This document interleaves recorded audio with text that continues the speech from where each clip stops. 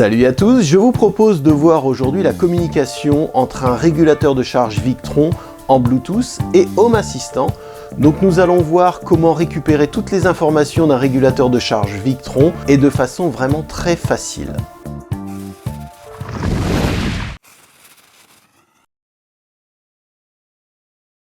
Comme vous le savez, j'ai installé un 5e plan photovoltaïque il y a peu, de plus de 2000 watts, 2160 watts pour être précis, exposé ouest, donc pas forcément la meilleure exposition en plein hiver. Et aujourd'hui, nous allons voir comment récupérer toutes les informations de production d'un régulateur de charge Victron. Et pour ce faire, nous allons utiliser un ESP32. Donc pour ceux qui ne le savent pas, le ESP32 permet une communication en Wi-Fi, évidemment. Donc ça va être la connexion qui va nous permettre d'établir une connexion entre notre logiciel domotique Home Assistant et notre ESP32.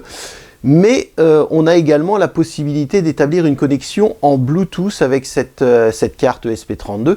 Et ça, on va l'utiliser pour établir la connexion entre l'ESP32 et notre régulateur de charge Victron. Mais bien sûr, il faut une fonction Bluetooth à notre régulateur de charge Victron pour que ça fonctionne évidemment. Au début, je voulais utiliser le port de communication de chez Victron, le VE Direct, tout simplement, puisque c'est la norme pour récupérer les datas. Généralement, on passe par un port de communication. Mais il s'avère qu'il existe une intégration ISP Home pour récupérer les informations du Victron par Bluetooth. Et ça m'arrange puisque, comme vous pouvez le voir ici, eh bien, il n'y a absolument aucun câblage entre le Victron et notre ESP32. On aura juste à alimenter le ESP32 en 3 volts 3 ou en 5 volts, puisqu'on peut utiliser l'entrée 5 volts de notre ESP32 et c'est tout. Donc ça, c'est quand même un avantage indéniable puisqu'il n'y a absolument aucun câblage. Donc nous allons voir comment intégrer facilement un régulateur de charge MPPT de chez Victron. Alors, qu'est-ce qu'on va pouvoir récupérer comme information venant du Victron en Bluetooth? Alors déjà, la première information, c'est l'intensité de charge de notre batterie. Donc là, actuellement, notre batterie charge à 3,7 ampères, 3,8, 3,9. Et on a la tension de la batterie à 51 volts 82. On a éventuellement quelques petites informations s'il y a des erreurs MPPT, etc. Comment, l'état actuel de notre régulateur MPPT, donc là il est en charge bulk, tout simplement. Et une autre information qui est intéressante, c'est la puissance que produit notre régulateur MPPT, donc là actuellement 226 watts. Et puis le nombre de kilowattheures produits dans la journée, donc ici 60 Wh, donc là on est en début de journée, ça commence à produire pour le moment, donc voilà. Et puis j'ai rajouté un petit switch qui permet de rebooter le ESP32 si jamais ça bug, mais là ça fait déjà quand même pas mal de temps que ce système est en place, et je n'ai jamais eu besoin de rebooter ma carte. Et une chose intéressante à savoir, c'est que pour le moment, je n'ai jamais perdu les datas venant de l'ESP32.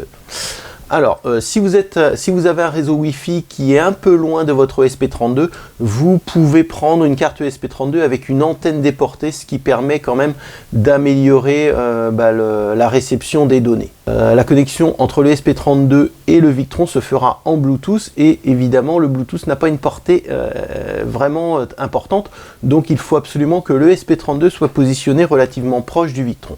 On le voit, la réception de données est quand même très rapide, donc c'est plutôt bien. Donc moi je vous rappelle, j'ai 5 plans photovoltaïques, et dont 2 plans photovoltaïques branchés sur mon WKS2. Donc là j'ai 4 lignes de production, et j'ai rajouté une ligne qui additionne mes productions en instantané. Donc là par exemple en ce moment je produis 900, enfin même 1000 watts actuellement. Et là on regroupe ici ma production journalière, donc qui permet d'additionner tous mes plans photovoltaïques et d'avoir ma production journalière. Alors comment fait-on cette intégration? Évidemment il faut avoir Home Assistant. cette vidéo n'a pas pour but de vous montrer comment installer Home Assistant. Il y a énormément de tutos sur l'installation d'Home Assistant. Home Assistant à la base est un logiciel de domotique, mais moi je l'utilise plutôt pour superviser mon installation photovoltaïque.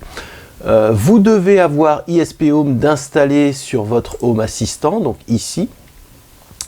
Et on va créer une nouvelle intégration et nous allons regarder ce qu'on va y mettre à l'intérieur. Donc l'intégration existe pour la communication Bluetooth entre le Victron et l'ESP32 et la communication Wi-Fi entre l'ESP32 et Home Assistant. Je vais vous laisser le lien de ce code, de cette intégration. Donc c'est Fabienne Schmidt qui a mis en place cette intégration pour ISP Home avec un Victron Bluetooth. Et on voit ici les différents sensors qu'on peut récupérer, et notamment la tension de la batterie, le courant de charge de la batterie, etc., la puissance de notre plan photovoltaïque et l'énergie qu'on a produit dans la journée, par exemple, qui sont pour moi les éléments essentiels qu'on va pouvoir surveiller au jour le jour. Donc ça, c'est plutôt intéressant. Pour pouvoir faire communiquer notre Victron et notre ESP32 en Bluetooth, il va falloir récupérer une clé qui se trouve dans l'application de chez Victron. Donc ça, c'est une clé qu'on va pouvoir rentrer dans la configuration ISP Home dans Home Assistant. Pour récupérer ces clés, on va sélectionner notre régulateur de charge MPPT de chez Victron. Là, il va charger la configuration. On clique ensuite sur la petite roue crantée de configuration en haut à droite, puis les trois petits points, et on va cliquer sur Info produit.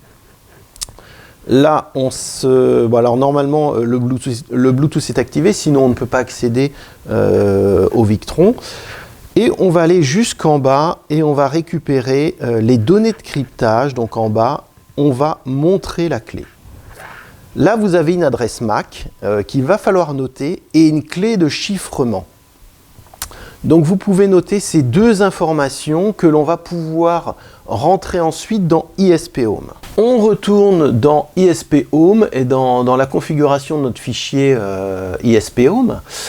Et dans la partie Victron BLE, vous avez une partie qui s'appelle MAC adresse, où là vous allez rentrer ce que vous venez de noter de votre application Victron et la clé de chiffrement que vous allez pouvoir rentrer également à cet endroit. Une fois que vous avez configuré ces paramètres, il vous suffit d'installer ce programme, de le sauvegarder et de l'installer sur votre carte ESP32 tout simplement. Ensuite, il vous suffira d'installer cette carte tout proche de votre régulateur de charge Victron, donc en l'alimentant en 5 volts. Et c'est tout, vous pourrez récupérer ensuite toutes ces données de production en temps réel venant du régulateur de charge Victron. Donc voilà comment se passe l'intégration d'un régulateur de charge Victron avec une simple carte ESP32. Comme vous l'avez vu, c'est vraiment hyper simple à mettre en place. Et du coup, on récupère les éléments essentiels venant du régulateur de charge Victron. Je vous dis à très bientôt. Ciao, ciao!